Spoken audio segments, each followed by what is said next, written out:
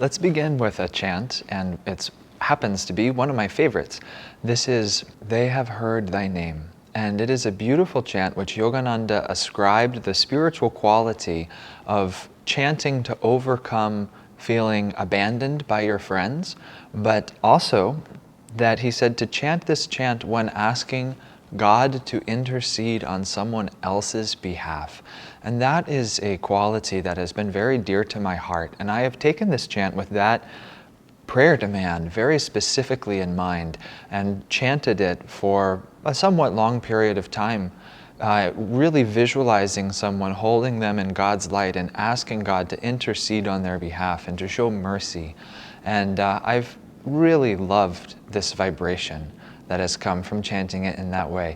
And so let's together dive in and experience the power of this chant and the power of God's grace moving through us to another. And I encourage you, therefore, to take someone consciously to mind right now who you know who needs a little bit of God's grace in their life, perhaps to overcome a physical suffering or an emotional grief, or just the spiritual ignorance that plagues us all and is the root cause of all suffering. But let's take a moment and let this not be so much an intellectual exercise, but truly an act of the compassion of the heart and of sympathy and feeling that our reality is connected to theirs. And let's try to feel that heart sympathy expanding in God from our hearts to theirs and to the infinite.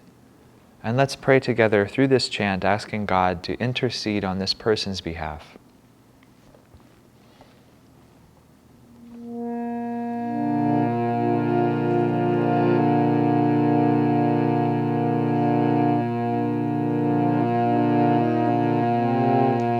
They have heard thy name, the blind, halt and lame. They have heard thy name, the blind, halt and lame. They have come to thy door, Lord. They have come to thy door.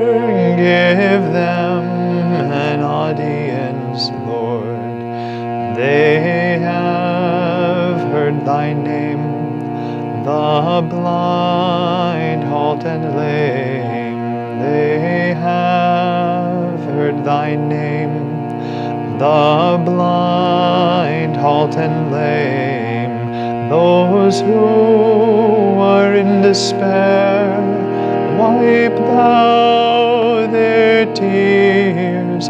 Those who are in despair, wipe thou their tears.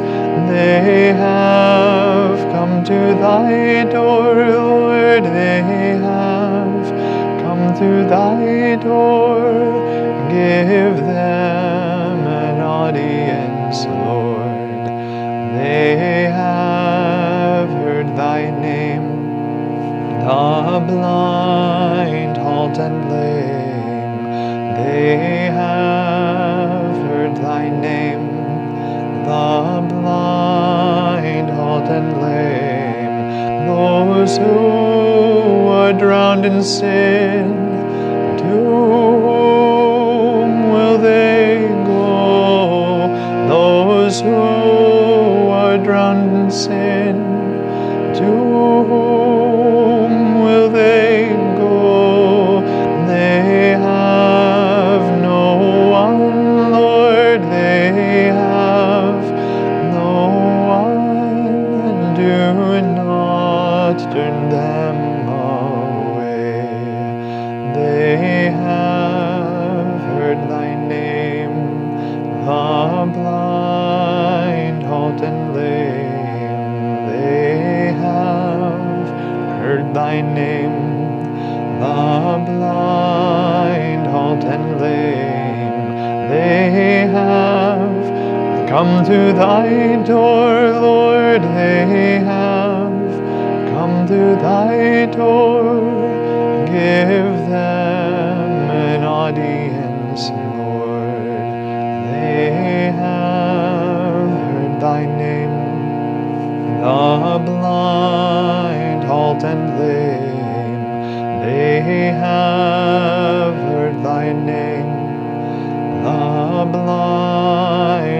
halt, and lame, those who are in despair, wipe thou their tears.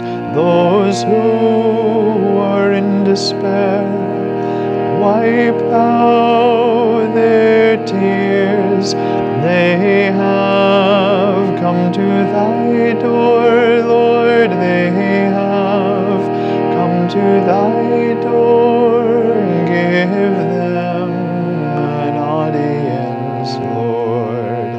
They have heard thy name, the blind, halt, and lame. They have heard thy name, the blind, halt, and lame. Those who are drowned in sin, to whom will they go? Those who are drowned in sin, to whom will they go? They have no one, Lord, they have no one. Do not turn them away. They have heard thy name, the blind, halt, and lame. They have heard thy name, the blind, halt, and lame. They have come to thy door, Lord, they have come to thy door. Give them an audience, Lord. Give them an audience, Lord. Give them an audience, Lord.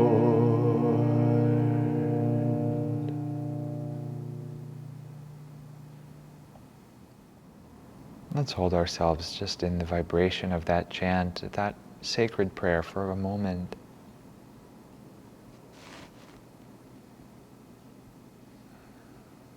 Feeling that through our heartfelt pleas, the divine is interceding, is taking a special interest on their behalf. Let's listen to this Whispers from Eternity for this week, which is Prayer Demand 192. Teach me to see thine omnipresent Spirit suffering in the sick. Teach me to feel that but for the right use of thy grace and wisdom, I too might have been lame, leprous, or blind. And were I lame or blind even by my own wrong actions, I would certainly crave to be healed. So do thou. Whenever I see anyone crippled or shattered by sorrow, make me feel that it is thou who art suffering in those forms. Teach me to instill in them, furthermore, the health and peace I myself have attained. Teach me to sympathize with the cries, needs, and sufferings of others, that I may be as eager to free them from those burdens as I would be to free myself. Sorrowing, struggling, weeping, and smiling in sympathy, in empathy with the needs of all, may I at last find my soul's reality with all. Om. Peace. Amen. Isn't that a sweet prayer demand? Especially moving into now our holiday season, both in preparation for Thanksgiving and then also for the Christmas season to come. This prayer spoke to me when I was perusing through the pages of this book. And because of its obvious correlation to that chant, which I mentioned I have a special love for, I thought I would share it today. But more than just talking about the spiritual benefits of praying for others, I wanted to just share from the heart, really a sense of gratitude and some revelations that I've had recently about how grace, God's grace to transform us, is really a team sport, meaning that it's not just our efforts alone, but it's the efforts of the Guru on our behalf, and it's God's benevolent intercession, but also so too it's the efforts of all of those who love us on our behalf. Interestingly, Yogananda said that transformation on the spiritual path is 50% the grace of God, 25% our effort, and 25% the Guru's effort on our behalf. That's a lot of percentage that's not us. We only comprise a small 25% of that pie graph. But of course, much could be said about the fact that it requires 100% of our intelligent effort to become receptive to that other greater force of grace. But I also heard it beautifully said that Yogananda stated that the majority of the grace of God comes to us through the Guru. And so the Guru is putting out a tremendous effort on our behalf constantly. And as Yogananda wrote in one of his letters to a disciple, he said, "I will never give up my job about you. So you must always persevere. You must always have a resolute heart."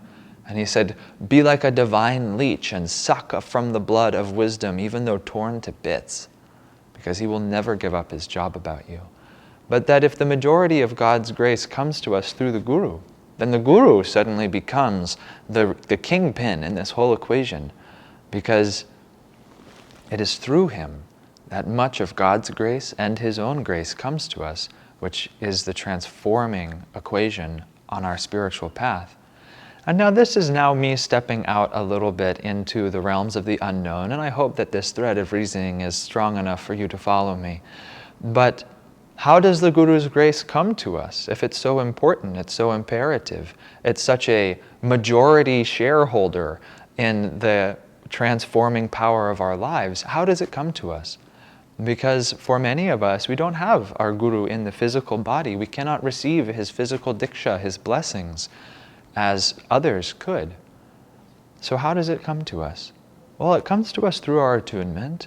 It comes to us through our devotion and our receptivity. But I was reflecting recently that I think it also flows to us, of course, through his other disciples who are in tune with him. And this makes complete sense and has been said many times by great souls, that the Guru's grace flows through his willing instruments. And so this is what I mean when I say that grace is a team sport, that we're all in a great spiritual family, and each one of us is endowed with the special potential to be an instrument for the Guru's grace to one another, to those who are suffering, to those who are grieving. And in turn, we have the special, wonderful blessing of being able to receive that benediction from our fellow disciples. And so it's God serving God. And just recently, I felt, in the last about 8 or 9 weeks or so, I feel that personally, on a very personal level, I have gone through a karmic test and a karmic washing machine cycle in my heart. And it has been coming face to face with an old karmic pattern that I have carried with me for decades. And it's been something that I've struggled with for a long time, and it has come very much to the fore over these last 8 weeks. But unlike the 20 years that came before, in these 8 weeks, I was able to look it right in the eye. I was able to confront it with calmness in my heart and with faith, and miraculously it seems as if I've overcome it, at least to a degree. And there's the spiral stairway of wakefulness, and perhaps I will meet this karmic pattern again in a higher, more refined form, and I look forward to that. But for now, I was struck. I was telling a friend just the other day when they asked me how I was doing, and I said, I feel like I've gone through quite a karmic test, but I seem to have passed it almost effortlessly. And in saying that, I felt so clearly that the effortless quality of passing that test was largely due to the prayers of others. That it was largely because I was the recipient of a tremendous force of grace channeled to me through the conscious instruments of my fellow disciples, other great souls who have been on this path and who have spent their lives attuning themselves to this ray of divine grace. And it's not something like I had a vision of grace coming to me through these channels. It was just an intuitive thing. I felt that Divine Mother and Master had blessed me through these people. And I didn't even confront them and say, have you been praying for me? I just knew. I think these people have been praying for me very deeply. And I think those prayers have been working and I have been transformed beyond the reasonable result of my own personal efforts. And that's that beautiful equation that I shared earlier. 25% your effort, 25% the Guru's effort on your behalf, 50% the grace of God. And when we can open ourselves to that appropriately, open ourselves to the grace of the Guru, to God, and to the Guru's instruments as our fellow disciples, there can be such a joyful, easy wave of grace that can sweep through our spines, sweep through our hearts and our lives, and can lift us. That a rising tide lifts all ships, both all ships of our inner denizens and our inner consciousness, but also the rising tide of our consciousness raises all the ships of our fellow disciples. Grace is a team sport. And so as Yogananda says so elegantly and beautifully in this prayer, teach me, God, to see thou suffering, to see thee suffering in the eyes of the sick and the weeping and the sorrowful. And teach me to give to them the antidotes, to give to them the happiness, to give to them the joy that you have given to me. And in this way, we offer ourselves freely as a participant in that team sport named grace. And we become a channel. Just as we have received from others, we become an instrument to give. And by offering ourselves as an instrument, no matter how imperfect of an instrument you may be, you don't need to worry about if you're the all-star quarterback on the football team called God's grace, to just keep running with this metaphor. You can be the Gatorade guy who just carries the water bottles, but you're on the team. Being a part of the team means that you are swept along with their rising tide. And so it is very important, I think, for all of us to constantly practice, yes, receptivity, to constantly practice openness to the blessings of God, but also to practice very consciously with deep awareness and deep sympathy, channeling that grace also to others who are suffering. Because by offering ourselves as instruments, as Yogananda said, the instrument is blessed by that which flows through it. And you will become more in tune with grace along the way. And you don't have to worry about if you're a saint yet, or if you're perfect yet, but just ask yourself, haven't you received from the divine? Haven't you received great fruits born of your meditation, born of your inner communion? Even if it's not perfect yet, isn't it something beautiful? And wouldn't you want to share that with others? Wouldn't you want to share your inner happiness with all suffering brothers and sisters? It's a wonderful thing to contemplate and such a sweet vibration to cultivate, especially in this, as we move into our Thanksgiving and then our Christmas season. The essence of gratitude is recognizing that we have received in abundance. And then the essence of generosity is the desire to share as you have received with others. For you are a part of all that is, as Swami Kriyananda so beautifully wrote in our Festival of Light, which we read every week. And so if you would feel grace flowing through you, let's cooperate with grace, both to receive, but also to give. So we may be transformed and be able to joyfully introspect and say, like I've had the great pleasure of being able to say, wow, by Divine Mother's grace and the grace of my Guru Bhais, I seem to have changed. What a beautiful thing that is. So let's take a look at this prayer one more time with this attitude in mind. Teach me to see thine omnipresent spirit suffering in the sick. And remember that the sick doesn't mean just the physically halt and lame, the blind, or the leprous, as he says in this, that we have to break the spell of literalism when it comes to these types of prayers. That who really are the blind? Is it those who cannot see physically, or is it those who can't see their own soul nature? Who is truly lame? Is it those who can't walk, or is it those who cannot traverse the great vistas of their own inner reality? You know? And who truly is leprous, if not the one who is rotting on the outside because they are letting their vitality be spilled outwards into the world and are therefore losing the very essence of themselves constantly? Teach me to feel that but for the right use of thy grace and wisdom, I too might have been lame, leprous, or blind. And were I lame or blind even by my own wrong actions, I would certainly crave to be healed. So do thou. Whenever I see anyone crippled or shattered by sorrow, make me feel that it is thou who art suffering in those forms. Teach me to instill in them, furthermore, the health and peace I myself have attained.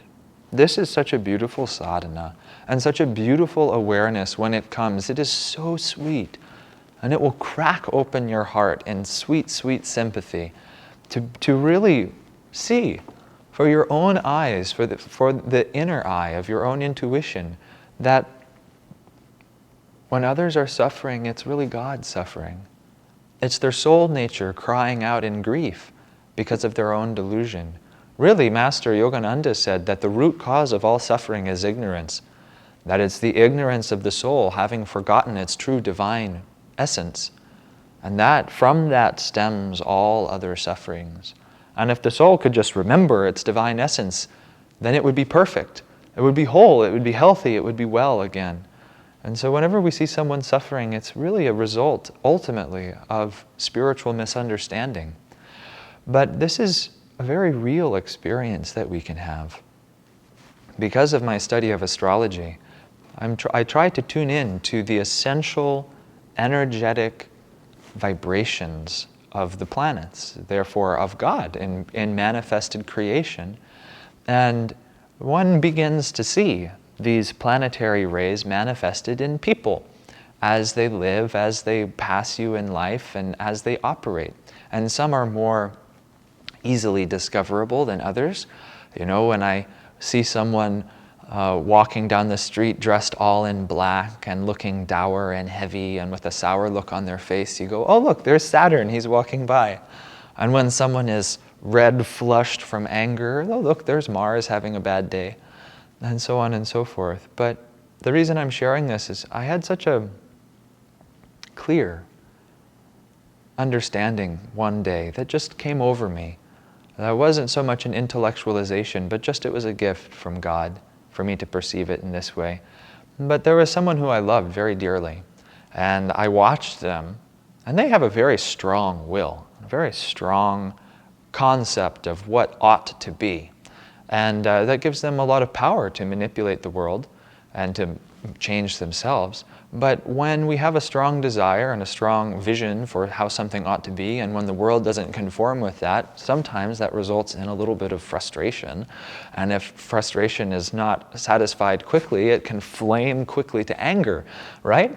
And I don't know about you, but sometimes if you're around someone you love and they get sort of unreasonably angry, it can be a little bit awkward, right? Because you're sitting there thinking like, okay, you know, maybe we didn't need to get so angry about this little thing. Like, it's not such a big deal. But so that was sort of normally my experience in a situation like this. And I say that sort of tongue-in-cheek because, anyway, that's just my experience of things. But this one time, I watched this person I love flame from frustration into anger. And I watched them with such sincere empathy, suddenly. For in that moment, I could feel the divine spark that they were, but just being tricked into being expressed through frustration and anger. I could somehow just intuitively feel that this was a jiva, a soul, a spark of God, endowed with infinite power and creative potential. And they had been duped into thinking they were just this little body, and that just the thwarting of some outward desire was worthy of them losing their inner peace momentarily, and to express an anger. And I was overcome momentarily with compassion, because what I could feel was that soul struggling to be free, struggling to be whole again. And really what I could sense he was frustrated with was not the outer circumstances, but frustrated at his own bondage, frustrated that his soul wasn't able to express itself as he knew he was truly capable. And it was such a dear moment to me, because that's really all of us. We may think that we're frustrated by outer circumstances, but really it's the soul straining against the chains of its own bondage, yearning to be free. And if we can see all of our brother, sister souls like this, well, we will be filled with compassion of the divine heart all the time. And if we pray sincerely, we can be a channel for that divine grace. And this takes tremendous energy. I'm not saying that this is easy. This is an experience that I've just barely touched, and then I wasn't able to hold on to it, and it left me. But it's something that I eagerly strive towards. And as someone said, at first you cultivate the magnetism to have an experience, but then eventually you cultivate enough magnetism to have and to hold an experience or an awareness, a state of consciousness. And so let's try to do that this holiday season. Let's try not to just taste the nectar of sweet sympathy and empathy for all life, but let's try to draw it so powerfully into our hearts that it stays with us forever. Teach me to sympathize with the cries, needs, and sufferings of others, that I may be as eager to free them from those burdens as I would be to free myself. Sorrowing, struggling, weeping, and smiling in empathy with the needs of all, may I at last find my soul's real identity with all. So remember, friends, wherever you are on the journey up the great mountain of spiritual attainment, let's remember to always take what we have received and turn around out of divine gratitude and offer a helping hand to those who are also in need. And in this way, we can join together into that great team sport of God's grace and forget ourselves in the joy of that divine game. Thank you.